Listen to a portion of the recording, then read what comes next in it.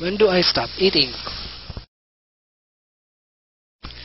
There are so many important tips and techniques to help people who have had lap band surgery achieve their ideal weight loss. But one item that comes to mind over and over again is the issue of portion control. We see too many patients expect the lap band to stop them from eating. They want to keep getting fill after fill and tighten their gastric band. They think the magic for weight loss is to get the band tight and then they won't be able to eat. That's not the way to do it. One of the most important tips, don't eat until your area is full and feel tight. Stop eating when you are not hungry.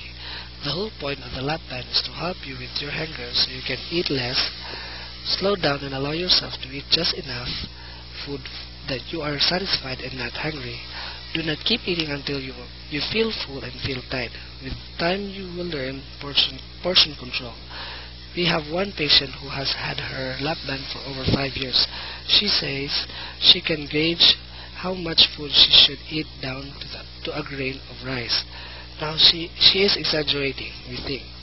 But the point is that lap band patients need to learn to stop eating before they get full and to practice proper portion control.